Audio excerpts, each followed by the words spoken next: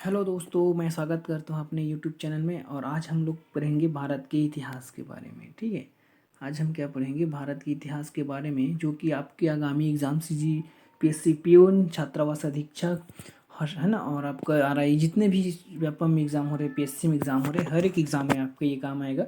यही नहीं, भारत के किसी भी एग्ज़ाम में इस टाइप का क्वेश्चन पूछने को मिलेगा। आप इसको तैयारी करेंगे, आपके लिए बहुत फ़ायदेमंद रहेगा दोस्तों। ठीक है, चलिए तो स्टार्ट करते हैं अपने क्लास को और देखते हैं। ठीक है, तो चलिए, है ना। तो देखिए यहाँ पर क्या है आपका प्रागैतिहासिक काल। प्रागैतिहासिक काल, ठीक है। प्रागैतिहासिक काल, इसको हम इतिहास को हम लोग पढ़ेंगे तो फर्स्ट पढ़ेंगे क्या? प्रागैतिहासिक काल। सेकंड पढ़ेंगे इसको आद्य ऐतिहासिक काल, और थर्ड पढ़ेंगे ऐतिहासिक काल।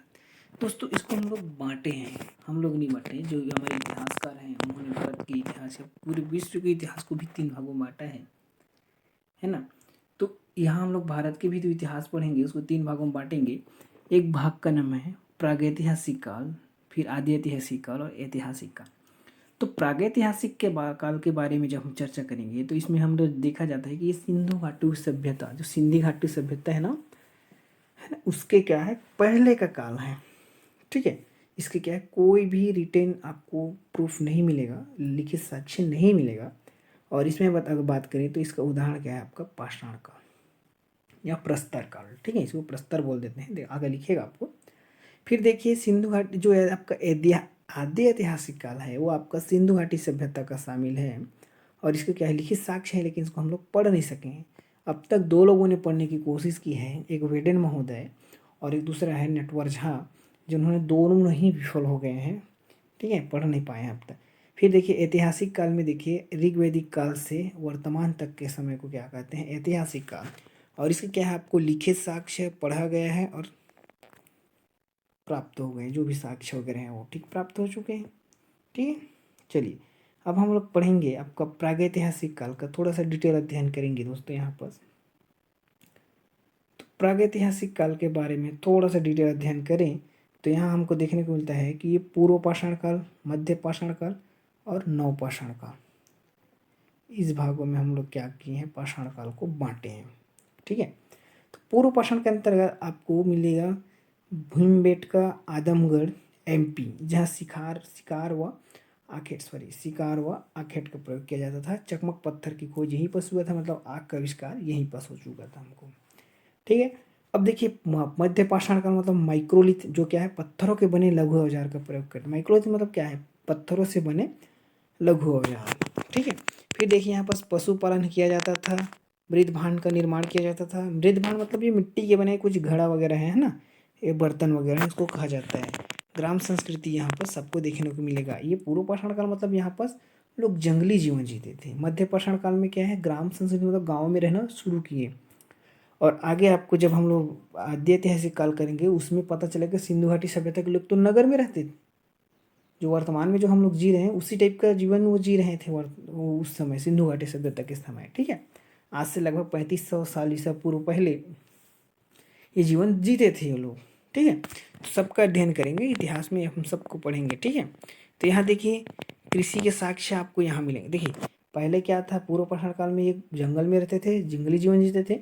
मध्य पाषाण काल में ये क्या है, ग्राम में रहना शुरू कर दिए और ग्राम में रहकर कृषि करना शुरू कर दिए, किसमें, आपके उत्तर पाषाण काल या नवपाषाण काल में। ठीक है, यहाँ देखिए ये क्या कर रहे हैं, कृषि के साक्ष्य मिले हैं, कह रहे हैं कोल्डी हवा यूपी से। ठीक है, फिर यहाँ क्या है, पहिए का आविष्कार करना शुरू कर दिए। ठीक है, इतना देख लिए। और फिर देखिए मैं आगे इसके बारे में फिर हम लोग देखते हैं नेक्स्ट इसके बारे में।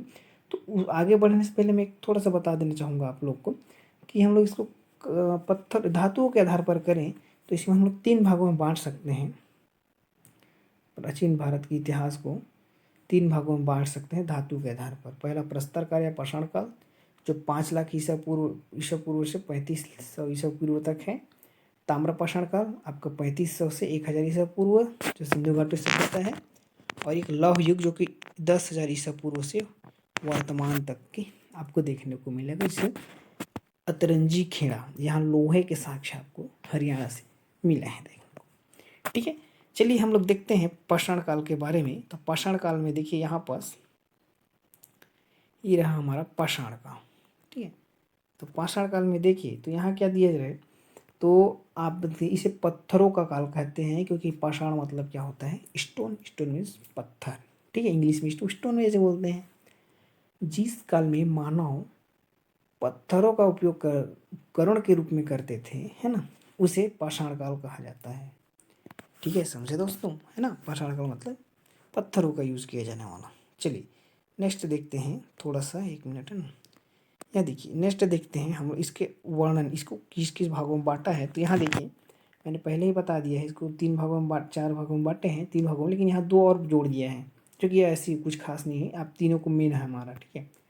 ये तीनों कौन मेन है, तो ये देखिए पूर्व पाषाण काल, मध्य पाषाण काल और उत्तर या नवपाषाण काल, ये तीनों मेन हैं। बाकी आपका ताम्रपाषाण काल या महापाषाण काल ये थोड़ा उतना खास नहीं है, लेकिन फिर भी इसको हम लोग अध्ययन करेंगे दोस्तों, अध्ययन करते चलेंगे, ठीक है। चलिए देखते हैं,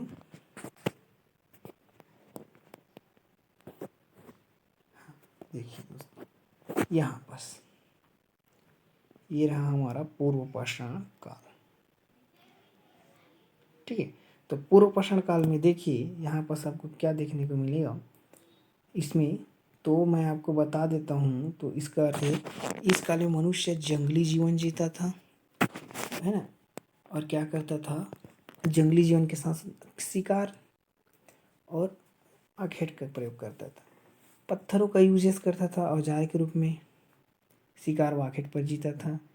इसमें इसी समय चकमक पत्थर के द्वारा आग का आविष्कार हुआ, ठीक है।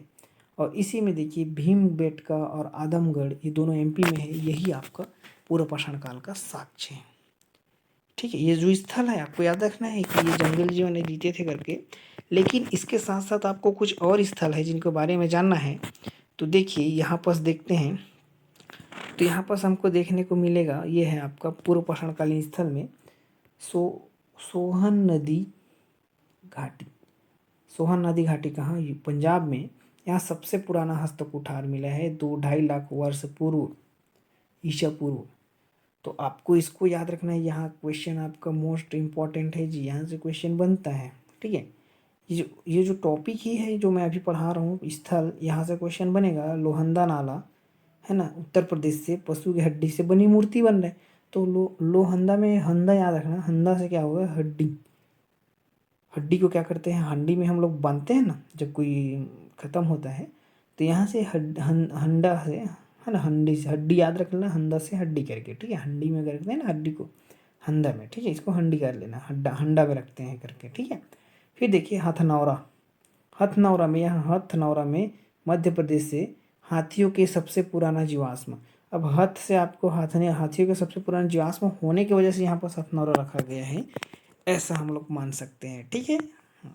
फिर ये पल्लवरम को याद रखना, क्योंकि पल्लवरम से आपको क्वेश्चन देखने को मिलता है क्या, क्योंकि यहाँ फिर आपको कुल्हाड़ी संस्कृति सबसे इम्पोर्टेंट है। आपको कुल्हाड़ी संस्कृति कहाँ देखने को मिलते हैं, तो पल्लवरम में। और सर्वप्रथम पुरातात्विक औजार आपको कहाँ से देखने को मिलेगा, तो पल्लवरम में ही देखने को मिलेगा। खोजकर्ता कौन है आपके, रॉबर्ट ब्रूस फुट द्वारा 1863 ईस्वी सन में, ठीक है, ठीक है। चलिए फिर देखते हैं हम लोग अपने नेक्स्ट में। तो यहाँ देखिए आपका है ये मध्य पाषाण काल स्थल,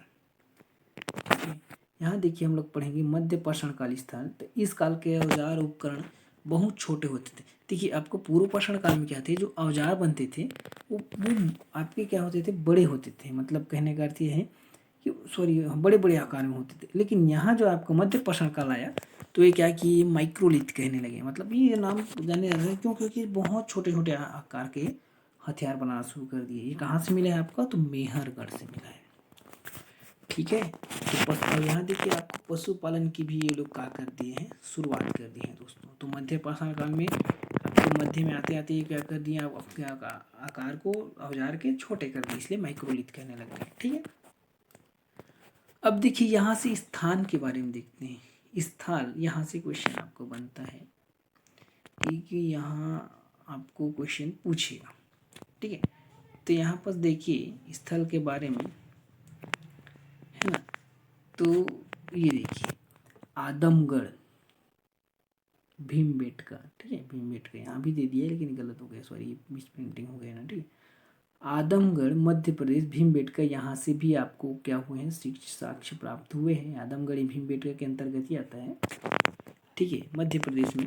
तो यहाँ पर आपको प्रारंभिक आवास के संकेत मिले हैं। क्वेश्चन बनेगा दोस्तों, आपको याद रखना है।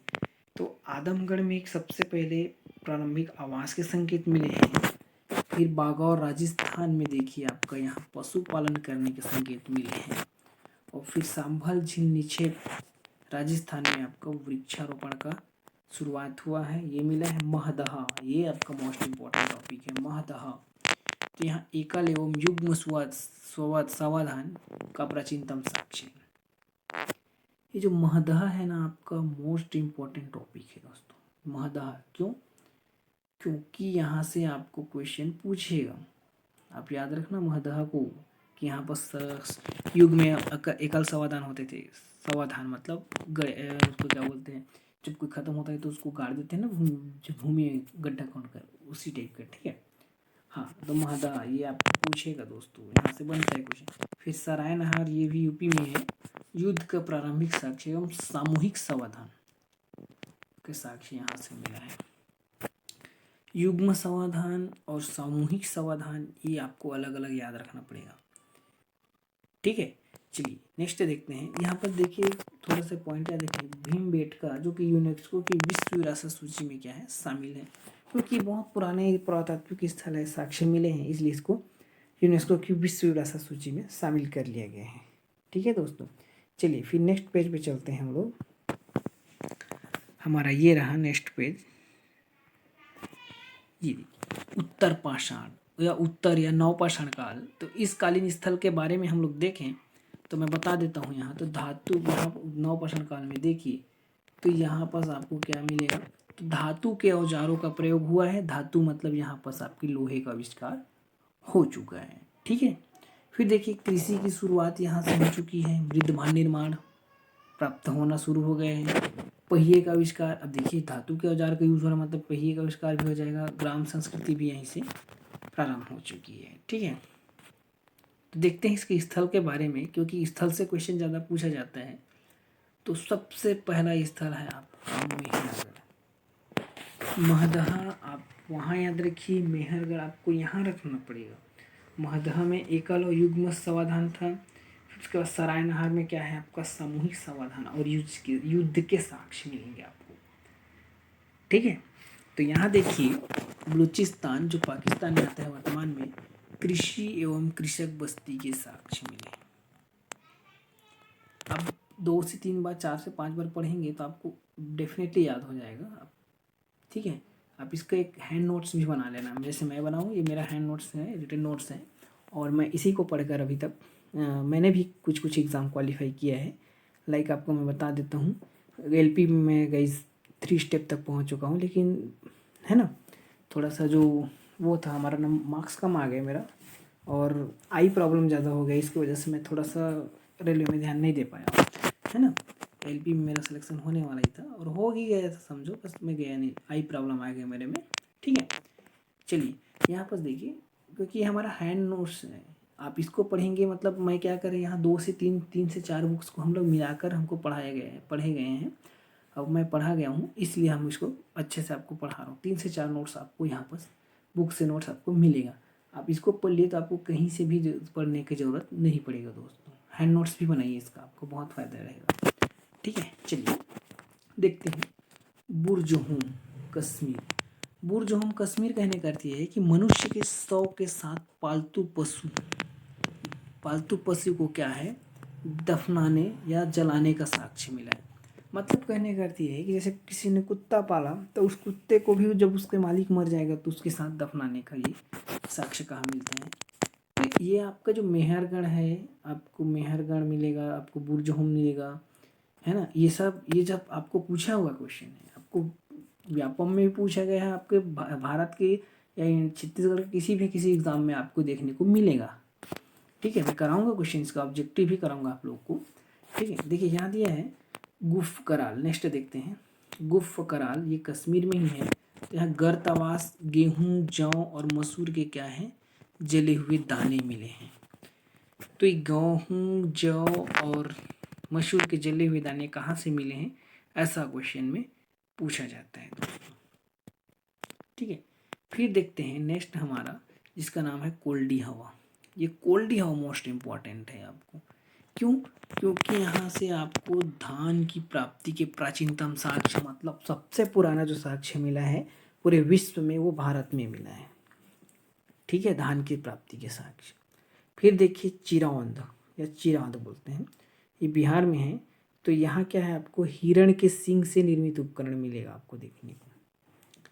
ठीक है, फिर देखिए यहाँ पर भी देखिए चौपानी माड़ी, ये चिरांद उतना इंपॉर्टेंट नहीं है जितना कि कोल्डी हवा और ये चौपानी माड़ी है, क्योंकि चौपानी माड़ी में आपको यूपी में विश्व के प्राचीनतम मृद भांड मिलेगा।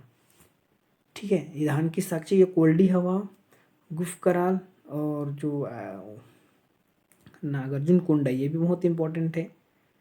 नागार्जुन कोंडा आंध्र प्रदेश। यहाँ पर देखिए तो युग्म समाधान का एकमात्र साक्ष्य इस काल में जो है वहाँ पर आपको देखने को मिलेगा। ठीक है, तो यहाँ पर आपको मैं मोस्ट इम्पॉर्टेंट बता दूँ तो मेहरगढ़ है, बुर्जहोम है, कोल्डी हवा और चौपानी माड़ी, और ये नागार्जुन कोंडा। आप एक दो को आप इग्नोर कर सकते हैं, लेकिन बाकी को नहीं कर सकते। फिर देखिए दोस्तों, यहाँ पर हम लोग जो पढ़ेंगे वो है आपका ताम्रपाषाण काली संस्कृति। तो ताम्रपाषाण काल में जो संस्कृति था उसके बारे में पढ़ेंगे। तो कायथा संस्कृति कहाँ थी, हाँ एक मिनट दोस्तों, सॉरी, यहाँ कायथा संस्कृति,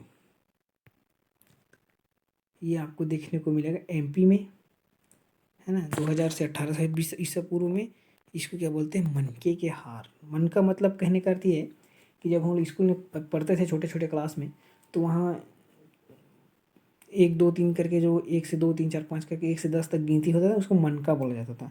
इसी टाइप का हार यहाँ से मिलेगा। फिर मालवा संस्कृति, तो मालवा तो एमपी में ही है ना। फिर जोरवे संस्कृति महाराष्ट्र में। आपको इतना याद रखना पड़ेगा कायथा, मालवा और जोरवे के बारे में। ठीक है, फिर देखिए हम लोग थोड़ा सा और आगे चलते हैं हमारे क्लास में। तो आज ये जो हमारा जो टॉपिक है वो आज इसका कंप्लीट हो गया है। आज का जो हमारा टॉपिक कंप्लीट हो गया है।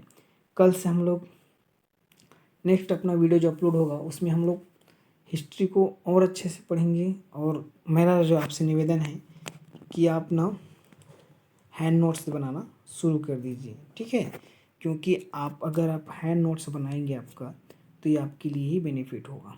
ठीक है दोस्तों, तो आज के लिए वीडियो यहीं तक रखते हैं और क्लास को क्लोज करते हैं। ठीक है, कल से फिर से हम लोग एक नए सीरीज के साथ आएंगे।